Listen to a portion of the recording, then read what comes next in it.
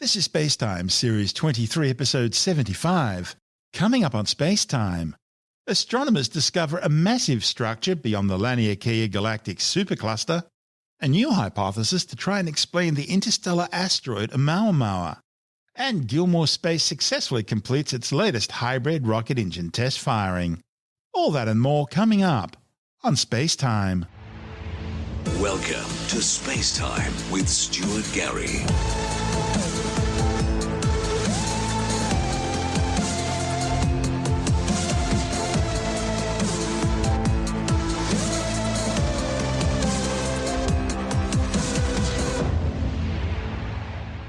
Astronomers mapping the distribution of galaxies around the Milky Way have discovered a massive structure lying beyond the Laniakea galactic supercluster. A report in the Astrophysical Journal describes the newly identified structure, which has been named the South Pole Wall, as wrapping around the entire region like a massive arm. The densest part of this immense structure lies in the direction of Earth's south pole, hence the name, and appears to extend in a great arc of 200 degrees, that's more than a semicircle, reaching well into the northern sky. The concentration at the South Pole lies at a distance of 500 million light-years. Following the arm north, it folds inwards to within 300 million light-years of the Milky Way galaxy. Along the arm, galaxies are slowly moving towards the South Pole, and from there across the part of the sky obscured from Earth by the Milky Way towards the Shapley connection, which is the dominant structure in this part of the universe. One of the study's authors, Brent Tully from the University of Hawaii, says he wonders whether the South Pole Wall is much bigger than what can be seen. What Tully and colleagues have mapped so far stretches across the full domain of the region they've surveyed, and so this is expanding that work into unknown territory. The Milky Way galaxy, with its 100 billion or so stars, is part of the local group of galaxies, which includes Andromeda, the Large and Small Magellanic Cloud, and a few dozen others. This local group of galaxies, in turn, forms an outer suburb of the much larger Virgo cluster, which contains thousands of galaxies.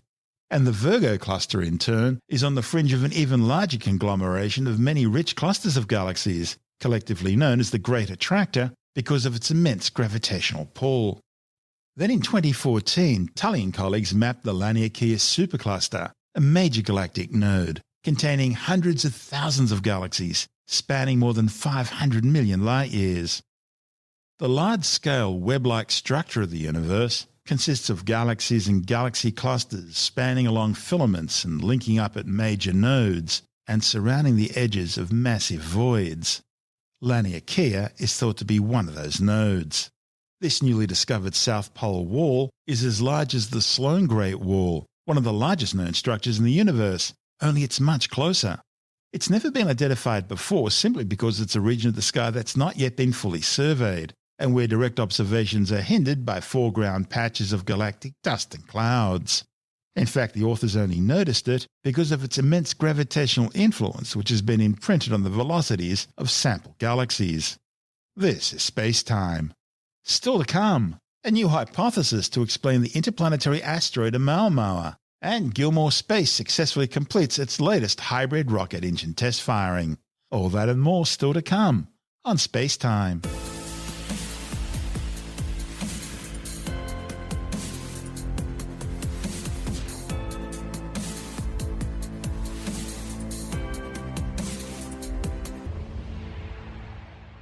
Computer simulations suggest the mysterious interstellar asteroid Oumuamua probably formed its strange elongated cigar-like shape through gravitational tidal forces as it was cleaved off its parent body, almost like a slab of rock.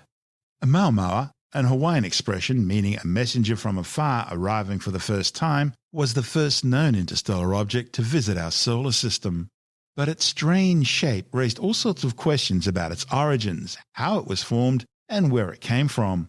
This alien asteroid is totally unlike anything anyone had ever seen in our solar system before.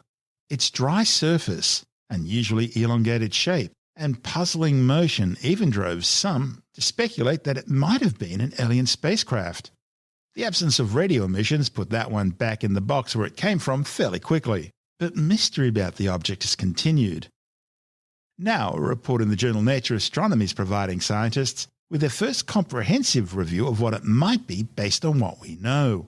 Astronomers used computer simulations to show how objects like Oumuamua could be formed under the influence of gravitational tidal forces like those felt by Earth's oceans.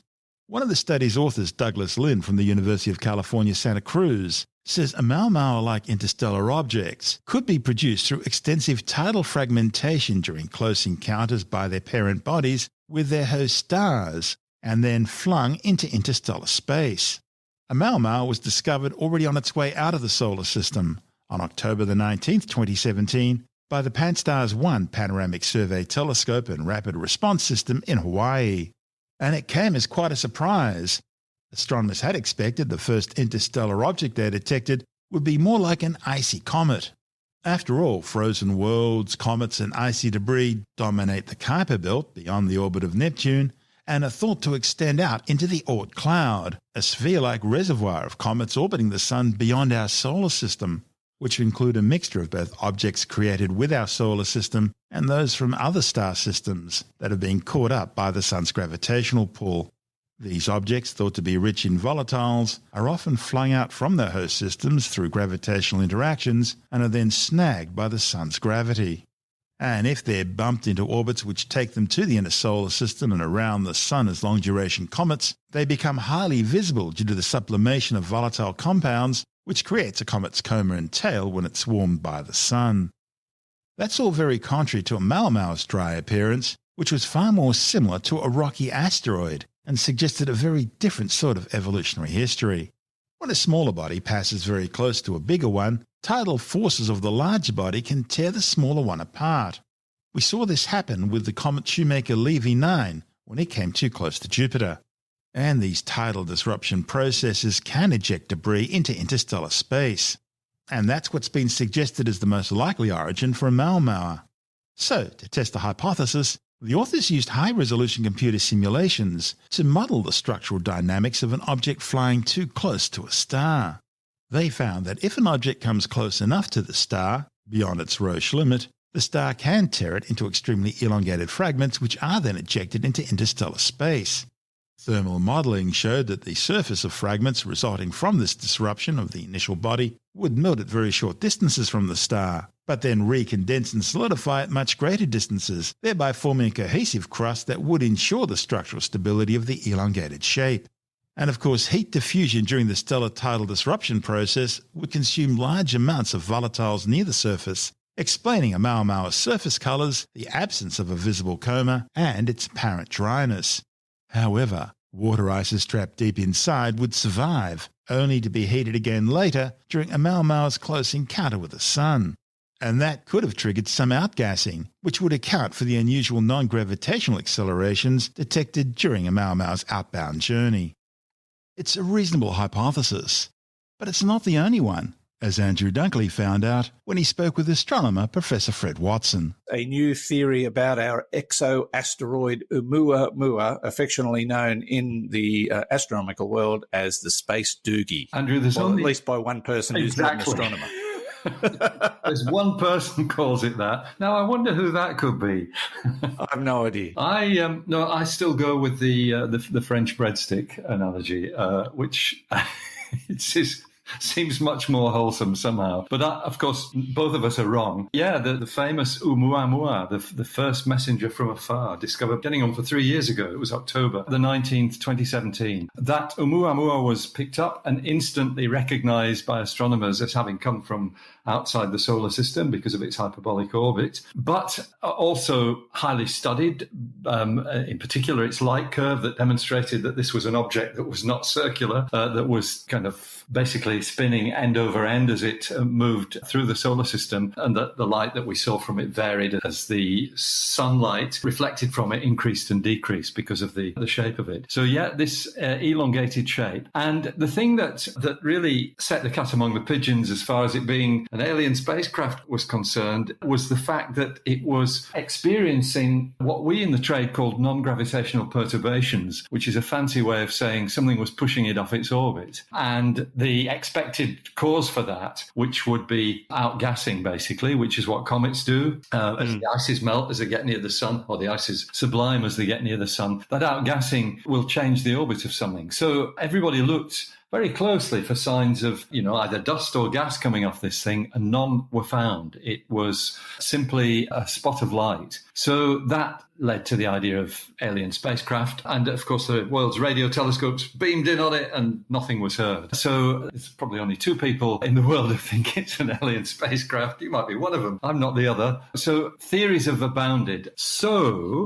The theories for what it was or what it is basically usually involved an asteroid from another solar system, maybe one that has undergone a collision and hence it's been flung out of the solar system. Maybe what we were seeing here was the result of a collision of two planetesimals. These are the building blocks of planets in another solar system, because there's some evidence that the debris of that might be shard-like, might be this sort of shape. I think we confidently came to the conclusion that's probably what it was. But now there's another conclusion for us to come to, and I like this one very much because it gets right to to a fundamental level in astronomical, maybe the science of the way solar systems evolve. It goes right back to the beginning, because we know that star formation regions are often associated with what we call giant molecular clouds. These are giant clouds of molecular hydrogen. So hydrogen atoms join together to make H2, the hydrogen molecule,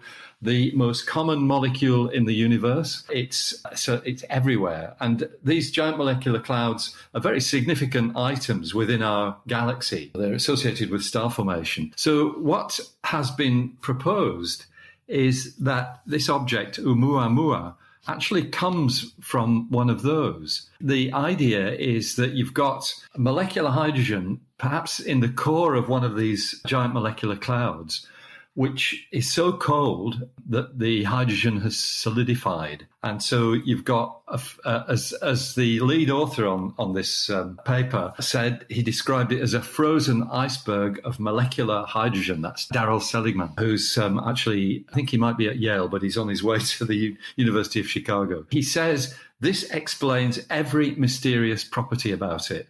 And if it's true, it's likely that the galaxy is full of similar objects. So what it explains... Okay. Go on. So in terms of a normal asteroid, which is sort of dust and ice, this is a completely different animal. Totally different. Nothing to do with planets or collisions of planets, but basically something that has spilled out of a giant molecular cloud, maybe by a collision between two of these things. The key thing that this theory offers to our understanding is that if it's outgassing molecular hydrogen as it passes near the sun, basically that's not going to show any visible sign. And in particular, there's no dust particles involved. There's actually no dust in this thing. Unlike a comet, which is basically a ball of ice with dust bound into it. This thing is just hydrogen. So what they have done is looked at the detail, the physics of how this might behave. There's no light, there's nothing to burn, doesn't reflect light, so you can't detect it. And you only get this stuff, molecular hydrogen ice, forming really almost at absolute zero. It's just a little bit above absolute zero. So these things are perhaps being formed in the cores, that's C-O-R-E-S, of giant molecular clouds, these places where stars are born. So it is an astonishing idea, but it fits all the bills. It fits the idea of the acceleration, fits the fact that we couldn't see anything outgassing. There's a nice explanation for the shape of it as well, because I don't think it'll beat my theory, but let's go for it. Author Darrell Seligman, he puts it beautifully. So what you've got, this thing's being irradiated as it passes through the solar system, and maybe it's gone through many solar systems. We don't know, or at least passed nearby to stars. So it's being irradiated with both the particles and the electromagnetic radiation from these stars. And what that does is just sort of, as he puts it, whittles away the surface. And what he describes, he says, imagine what happens to a bar of soap it starts out as a fairly regular rectangle, but you use it up and it gets smaller and thinner over time. So he says Oumuamua has basically been wandering through space. This thing got smacked like a bug on a windshield, he says. And what he's suggesting is that, it encounters the solar system, the radiation from the sun actually helps to increase this slimming down process that gives you this very odd shape. Really neat theory. Problem is, that's as far as it goes. We can't really say any more because this thing's gone. However, we should be looking out for more. And a few commentators have mentioned that the telescope that will really bring these things home in terms of our discovery of them is the Vera C. Rubin Observatory, formerly the Large Synoptic Survey Telescope, scheduled to be online in a couple of years' time, hopefully. And that will, I think, net many interstellar objects, whether they're asteroids or icebergs from giant molecular clouds. Maybe we'll find out then. Yeah, and you did say something that I was going to ask you about, but I want to go back to it. And that was, you said that these things come from the same clouds that form stars. Now, correct me if I'm wrong, but those clouds collapse under their own gravity, and that creates stars, which is superheat. And yet these are at the opposite of the scale, yeah. So it just seems sort of counterproductive. No, it's a great point. So I guess what you're talking about is it depends on the density, on the amount of compression that there's been. So where the stars are forming, you've got really high densities of hydrogen and helium. That collapse under gravitation is what basically switches on star formation. But these molecular clouds are vast places. And when you think of things like the picture of the pillars of creation, the star formation in there is only happening right at the tips of those pillars of creation. There's an enormous amount of stuff around them, and these molecular clouds almost certainly have areas that are very, very cold indeed. That's what they're suggesting. So I think you can have both. So these clouds produce both. Yes, that's right. Who knows what else they might be producing? Exactly. What else is in there? But I do like the idea of hydrogen icebergs. That's one I've not heard of before, and I think is relatively new to the scientific community, at least the ones who are not concentrating on giant molecular clouds. Very disappointed to learn that it's probably not remnants of the dog star. But anyway, that's the way it goes. But there was another one more recently, so they're probably thinking the same thing about that one. That one is a comet, though. The other one's got all the signs of a comet, yeah. And actually very similar components to what comets in our own solar system have. So essentially there is still officially only one space doogie. There is indeed, that's right. Only one space breadstick as well. That's Fred Watson, an astronomer with the Department of Science, speaking with Andrew Dunkley on our sister program, Space Nuts. And this is Space Time. I'm Stuart Gary. Still to come, Gilmour Space completes its latest hybrid rocket engine test firing. And later in the Science Report, an important study into the science behind the lofty and elite world of professional hot dog eating. All that and more still to come on Space Time.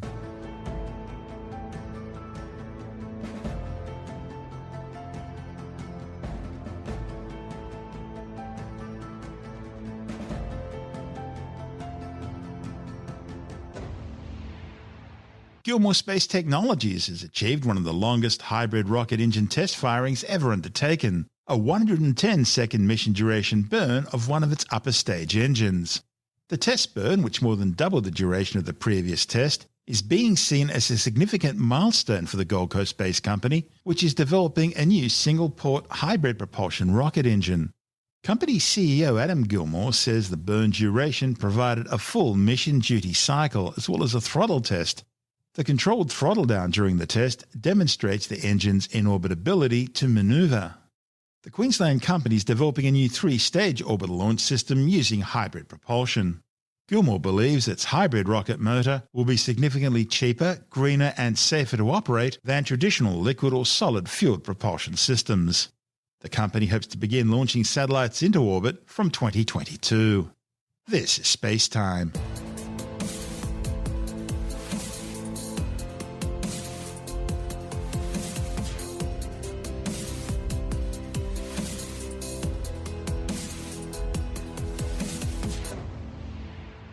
And time now to take another brief look at some of the other stories making news in science this week with a science report. Scientists have uncovered a crucial component in the immune system which responds to the spike protein of SARS-CoV-2, the virus that causes COVID-19. Coronavirus particles have a corona or crown of proteins that resemble spikes, and it's this which enables the virus to attach to and enter cells in humans. The spike protein, therefore, is the target of most of the current COVID-19 vaccine trials. So scientists have been keen to investigate how the immune system, especially B and T cells, respond to the spike. The findings, reported in the journal Nature Medicine, show that people with strong neutralizing antibody activity had a robust B-cell response. But most surprisingly, it also showed that a particular subset of T cells called T follicular helper cells was a strong predictor of an effective immune response. A new study of 17 million people in the UK has confirmed that age, gender, ethnicity and underlying medical conditions are all risk factors affecting your risk of dying from COVID-19. A report in the journal Nature found men had a 1.59-fold greater risk of dying from COVID-19 than women, and age was also found to be a risk factor. People aged 80 or above had a 20-fold increased risk of dying compared to those aged 50 to 59. The study also found that the most deprived people in the cohort were some 1.8 times more likely to die from COVID-19 than the least deprived people. Black and Asian people were also found to be at a higher risk of death. However, contrary to prior speculation, this increased risk was only partially attributable to pre-existing clinical risk factors and deprivation. The International Union for the Conservation of Nature Red List has declared Australia's smooth handfish extinct, becoming the first marine fish alive in modern times to be declared gone forever. The bottom-dwelling fish was once so plentiful it was one of the first species described by European explorers in Australia, but sadly none have been seen for more than 100 years. Just as disturbing, fish throughout the handfish's habitat are being threatened by trawl fishing, pollution and climate change. They said man would never break through the sound barrier.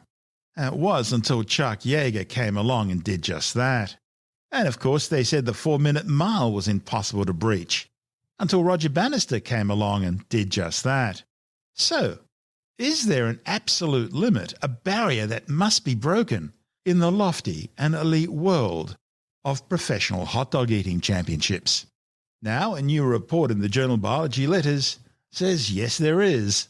Researchers analysed 39 years of data from the annual Nathan's Famous Hot Dog Eating Contest in the United States. Where else? They developed a computer model that suggests highly trained elite eaters cutting the mustard are theoretically capable of consuming 832 grams of hot dog matter in just 10 minutes, buns and all. And in case you're wondering, that's equivalent to 84 hot dogs. Imagine how many ground-up eyes, lips and buttholes that must include. By the way, the current world record holder is Joey Chestnut. He's managed to scoff down 74 hot dogs complete with buns in the 10 minutes allotted. That equates to around 21,000 calories. It's probably best not to think too much about the effects the next morning. But then again, elite hot dog eaters probably don't have normal, healthy gastrointestinal function. Meanwhile, us mere mortals probably couldn't get through more than about 10 hot dogs in 10 minutes. Now, how would you like your onions?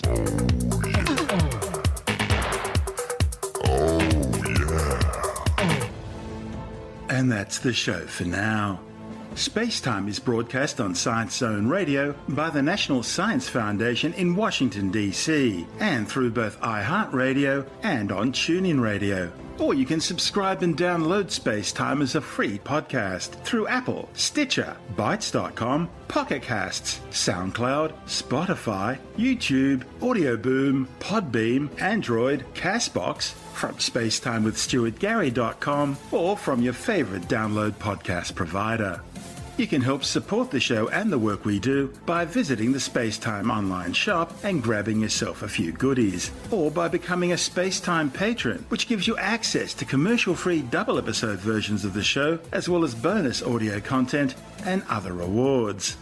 Just go to our Patreon page through spacetimewithstuartgary.com for all the details. If you want more SpaceTime, check out our blog, where you'll find all the stuff we couldn't fit in the show, as well as loads of images, news stories, videos, and things on the web I find interesting or amusing.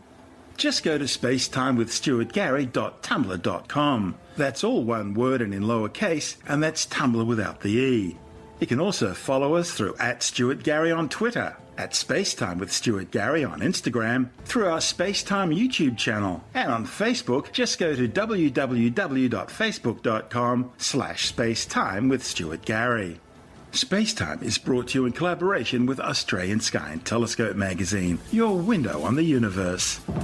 You've been listening to SpaceTime with Stuart Gary. This has been another quality podcast production from Bytes.com.